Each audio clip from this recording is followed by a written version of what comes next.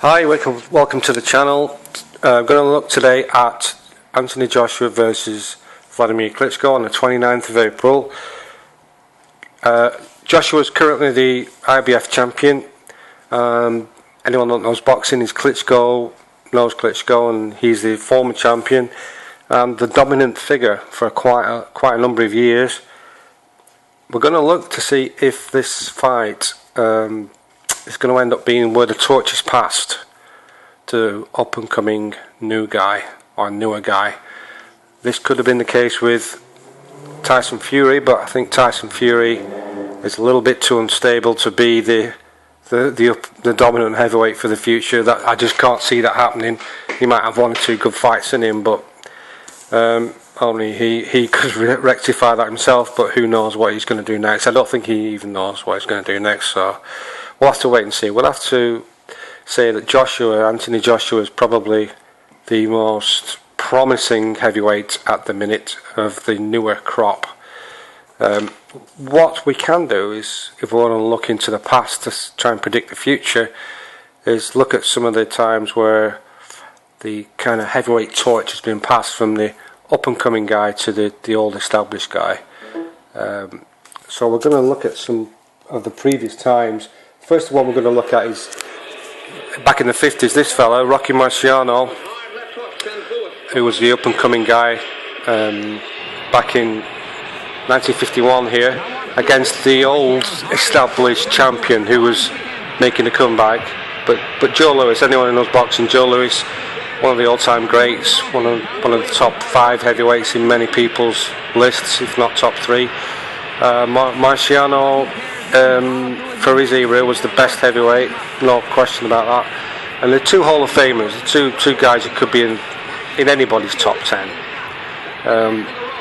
But this is a classic case of where the torch has passed from the old guy to the new guy, and where the new guy went on to become a bigger legend, more or less, as the old guy.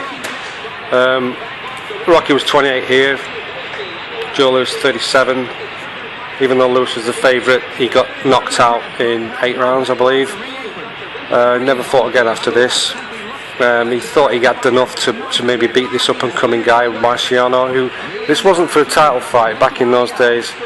It was Marciano's 38th fight, not for the title, so bear in mind there's only one title back in those days, and it's a lot harder to get title fights than it is today, when it seems to be 10 a penny, or at least 4 or 5 anyway. So this is a first example of the old lion being beaten by the young lion, where the young lion went on to be established. I mean, there have been upsets before. Leon Spinks, for example, beat Ali, but he never went on to do anything, as we all know. Here is Ali in a second example of our series of 3, where Sonny Liston was the established champion. Nobody really gave Muhammad Ali a chance. He was the up-and-coming guy, his age just 21 years old. I think he was a 7-1 underdog, and Liston was the established, like I say, the established fighter who'd beaten some good fighters along the way. Floyd Patterson twice, blew him out in 1 round, I think. So, Marciano aside, Louis was one of the most fearsome fighters of that era and before. But I'd say Ali he heralded in a new era, a kind of a modern era of heavyweight boxing, where Sonny Liston was never really the same after that. He lost a rematch in bizarre circumstances, the Phantom Punch. But so here's another example where a very dominant heavyweight champion was superseded by a new up-and-coming guy. So that's 2 of our examples that I'm going to give you. If you listen to Ali, just never short of a word or two. He did shake up the world, it has to be said.